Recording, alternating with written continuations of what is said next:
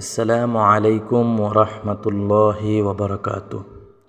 সুপ্রিয় দর্শক, রাসূলুল্লাহ সাল্লাল্লাহু আলাইহি ওয়াসাল্লাম সর্ব অবস্থায় প্রতিটি পদক্ষেপেই আল্লাহ রাব্বুল আলামিনের শুকরিয়া আদায় করতেন এবং আল্লাহ রাব্বুল আলামিনের শিখানো দোয়া ও দুরূদ পাঠ করতেন। তেমনিভাবে ঘুমানোর পূর্বেও রাসূলুল্লাহ সাল্লাল্লাহু আলাইহি ওয়াসাল্লাম অনেক আমল করতেন। আজকে আমরা জানব রাসূলুল্লাহ সাল্লাল্লাহু আলাইহি ওয়াসাল্লাম ঘুমানোর পূর্বে কি কি আমল করতেন।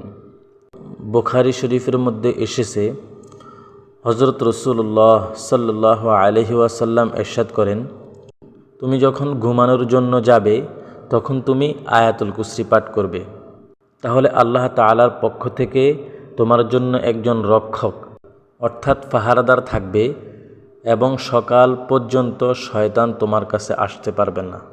সুবহানাল্লাহ। দ্বিতীয়তে, ঘুমানোর পূর্বে সূরা বাকারার 285 এবং 86 নং আয়াত তেলাওয়াত করতেন। বিশ্বনবী হযরত মুহাম্মদ সাল্লাল্লাহু আলাইহি ওয়াসাল্লাম ইরশাদ করেন, যে ব্যক্তি রাতে সূরা বাকারার শেষ দুটি আয়াত তেলাওয়াত করবে তার জন্য সব সমস্যার সমাধান হবে এবং এটিই তার জন্য যথেষ্ট হবে। এই হাদিসটি রয়েছে বুখারী শরীফ ও মুসলিম শরীফের মধ্যে। 3 নম্বরে, একইভাবে ঘুমানোর সময় সূরা মুলুক পাঠ করা অত্যন্ত সওয়াবের কাজ। হযরত জাবের রাদিয়াল্লাহু তাআলা আনহু বলেন, রাসূলুল্লাহ সাল্লাল্লাহু আলাইহি ওয়াসাল্লাম সূরা মুলুক না পড়ে ঘুমাতেন না। এই হাদিসটি রয়েছে মিশকাত শরীফের মধ্যে। 4 নম্বর, সুবহানাল্লাহ, আলহামদুলিল্লাহ ও আল্লাহু আকবার পড়া সুন্নত। বিশ্বনবী হযরত মুহাম্মদ সাল্লাল্লাহু আলাইহি ওয়াসাল্লাম ইরশাদ করেন, আমি কি তোমাদেরকে উত্তম জিনিসের সন্ধান দিব না? যখন তোমরা বিছানায় যাবে তখন তোমরা 34 বার আল্লাহু আকবার এবং 33 বার আলহামদুলিল্লাহ এবং 33 বার সুবহানাল্লাহ বলবে। এটাই তোমাদের জন্য উত্তম প্রতিদান। এই হাদিসটি রয়েছে বুখারী শরীফের মধ্যে।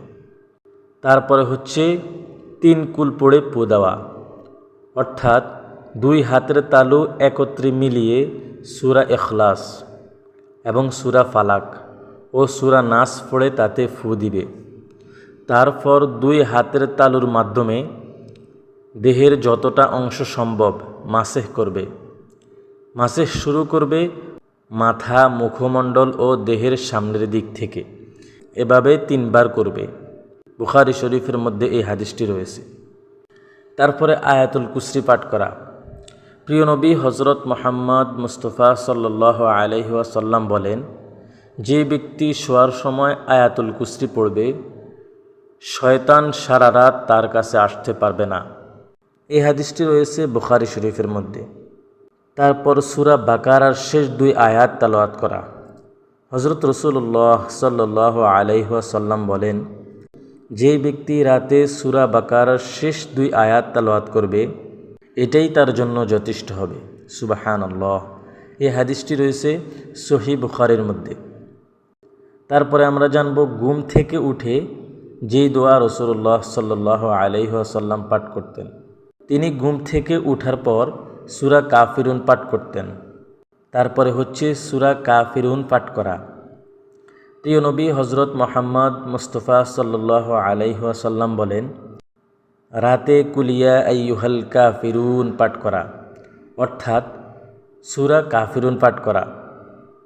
যদি কোনো ব্যক্তি সূরা কাফিরুন পাঠ করে তাহলে এই সূরা তাকে শিরক থেকে মুক্ত করবেন।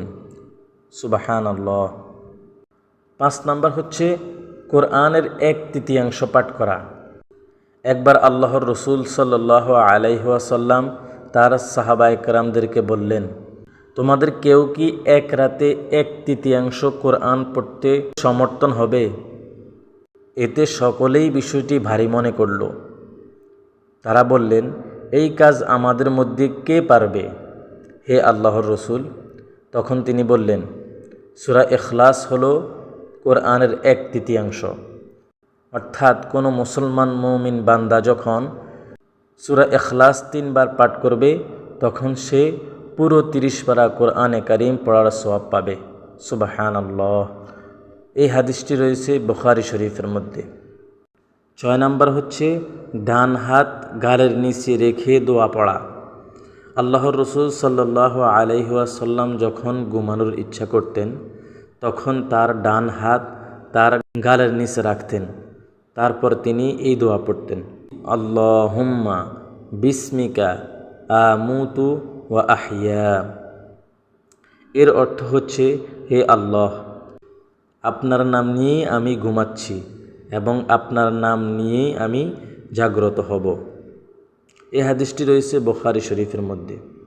দ্বিতীয়ত রাসূলুল্লাহ সাল্লাল্লাহু আলাইহি ওয়াসাল্লাম তার মেয়ে ও তার জামাতা অর্থাৎ হযরত ফাতেমা রাদিয়াল্লাহু তাআলা আনহা ও হযরত আলী রাদিয়াল্লাহু তাআলা আনহুকে বলেন, আমি কি তোমাদের এমন কিছু বলবো না যা তোমাদের জন্য খাদেম অপেক্ষায়ও উত্তম হবে? যখন তোমরা তোমাদের বিছানায় যাবে তখন তোমরা সুবহানাল্লাহ বলবে 33 বার, আলহামদুলিল্লাহ বলবে 33 বার এবং আল্লাহু আকবার বলবে 34 বার। এই তাসবিহগুলো খাদেম অপেক্ষায়ও তোমাদের জন্য উত্তম হবে। সুবহানাল্লাহ। 8 নাম্বার হচ্ছে সূরা মুলুক পাঠ করা। আল্লাহর রসুল সাল্লাল্লাহু আলাইহি ওয়াসাল্লাম বলেন, যে ব্যক্তি প্রত্যেক রাতে তাবারাকাল্লাযী বিয়াদিহিল মুলক অর্থাৎ সূরা মুলুক পাঠ করবে, এর মাধ্যমে মহিয়ান আল্লাহ তাআলা তাকে কবরের আযাব থেকে রক্ষা করবে। সূরা মুলুক হচ্ছে কোরআনে কারীমের 29 নম্বর পারার প্রথম সূরা। আল্লাহ রাব্বুল আলামিন আমাদেরকে এই সকল আমল করার তৌফিক দান করুন। আমিন।